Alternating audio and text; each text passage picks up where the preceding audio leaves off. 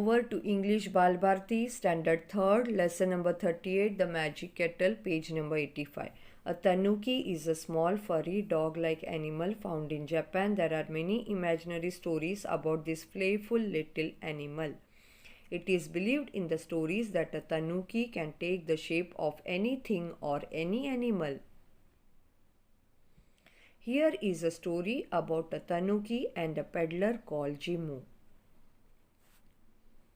Once in the country of Japan, there lived an old man. He lived in a beautiful house high up in the mountains. He was proud of his house with its white straw mats and pretty papered walls. In warm weather, he slid back the walls to let the smell of the trees and the flowers come in. One day he was standing looking at the mountain opposite when he heard a kind of rumbling noise in the room behind him. He turned around and saw a rusty old iron kettle in a corner. How the kettle got there, the old man did not know, but he picked it up and looked it over carefully. "That is a piece of luck," he said, smiling to himself. "My old kettle was getting worn out, and this looks like a good kettle." He filled the new kettle with water and put it on the fire. As soon as the water in the kettle began to get warm, a strange thing happened. The man thought he must be dreaming. The handle of the kettle slowly changed its shape and became a head.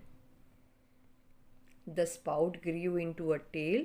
Out of the body of the kettle sprang 4 paws. In a few moments, the man was watching not a kettle but a tanuki. The tanuki jumped off the fire and bounded about the room like a kitten. It ran up the pretty papered walls and even across the ceiling. The old man could not catch it. He called his neighbor for help. Somehow they caught the tanuki and shut it up in a wooden chest. Running after the tanuki had made them both very tired. They sat down on the mat to rest. "What shall I do with this naughty animal? I don't want to keep it in the house," said the old man. "Why don't you sell it off to Jimu the peddler?" the neighbor suggested.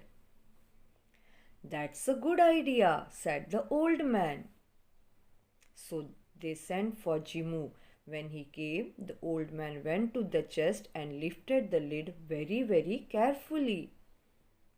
But there was no tanuki inside, only the old rusty kettle the old man had found. He did not now want to keep the kettle. He gave it away to Jimu without taking any money for it. Jimu put the kettle in his cloth bag and started off home. He felt that his bag was getting heavier and heavier on the way, but he did not put it down. On reaching home, Jimu put the bag away carefully in the corner. At night, when Jimu was fast asleep, he heard a sudden noise and woke up. He could not see anything, but he thought he heard some noise in the corner. When he lit the lamp, he saw the kettle had turned into a tanuki once again. It was running round, chasing its own tail. It ran here and there and jumped and turned somersaults. Jimu sat watching the tanuki for a long time. Then he fell asleep. When he got up in the morning, he saw that the tanuki had not run away. The old kettle was still there, lying in a corner. He picked it up lovingly. "Do you wish to stay with me, tanuki?" he asked. To his surprise, the tanuki answered in a human voice, "I will stay with you and make you very rich. You can show me around. People will give a lot of money to see a kettle turn into a tanuki and dance." So that's what they did. Jimu set up a booth with a platform. He put the kettle on the platform. At his command, the kettle turned into a tanuki. At Jimu's commands, the little furry animal would then walk, run, jump, leap, turn, somersaults, or dance. People loved to see the kettle change into a playful little animal that could do all this. They paid Jimu well to see the show. Big crowds of people came to watch the show.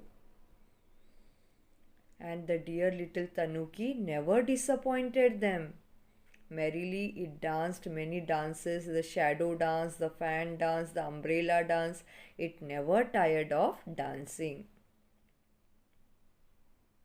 Soon Jimu had collected lots and lots of money. He had become a very rich man. He said to the tanuki, "Dear tanuki, you have made me very rich. We can both live in comfort now. We can stop the shows if you like." So they decided to stop the shows. But Jimu did not forget the old man who had given him the magic kettle. He gave some of the money to the old man.